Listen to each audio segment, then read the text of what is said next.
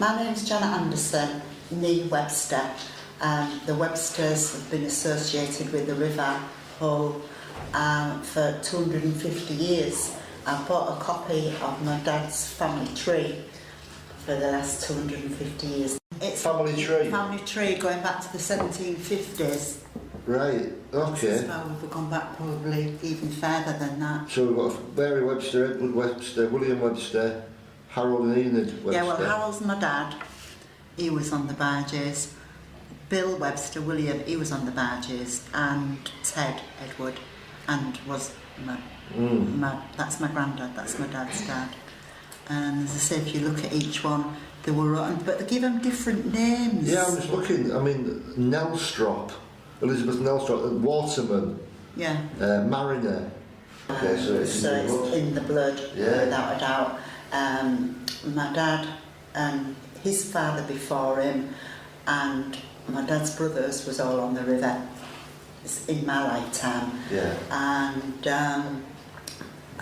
my brothers were all associated with the water. Did you live near the river? We lived on Holderness Road, which is not far, East Hull-Bath's not far from the harbour side.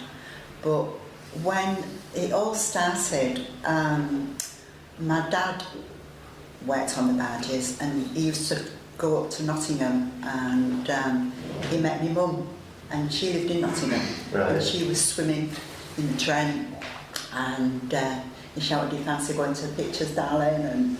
And that was it. And she was 16, I think he was 20, and she came to live on the barge. They had 4 children on the barge, but then my dad had to give it up and get a shore job because the children had to go to school. And so that's what happened. They got a house and my dad got a shore job, but it didn't last very long. He couldn't bear not being on the water. Really? Yeah. So did you grow up on the barge? No, I was born after the barge. I'm one of 10, 7 brothers and 2 sisters, and I was number 5, and my brother before me, 2 brothers before me. There was 4 children on the barge, and then I was born on land. Right. A memory's just been evoked in me. My dad used to be away 10 days at a time. Yeah, sometimes. Could be, yeah. And in them days you didn't have a phone, you had to go to the phone box. My mum would say, "Go and ring." He went for Trent Carriers at the time. Go and ring Ganty up and ask him when your dad's coming home. Yeah. And the phone box was, it was sent a long way when he was a kid, but a few streets away. And he'd ring up and say, "When's my dad coming home?" You know, and there's hundreds of Websters, you know, which is your dad kind of thing. And by the time you got home, you forgot anyway, because you'd been lacking your mates. You forgot when he was coming home. There's my mum there with an empty purse, waiting to get some stuff for the, you know, the food and the tea and what have you. That was your job, was it? To telecommunications? Yeah. So what was it like then being, I mean, you know, from your point of view, but being wedded to the water in that way for a woman? It was tough for my mum, but my mum was a tough cookie. You don't live on a barge with 4 kids, and she'd have her shopping in a tea, the kid on either arm, 2 trailing, going up ladders, you know, and jumping from ladders onto the barge and stuff, you know. So, I mean, they went to school, the kids, did they? Like? At first they didn't, because there was all under school age. There was, I think it was maybe up to 4.5, and that's why they then had to live in a house to go to school.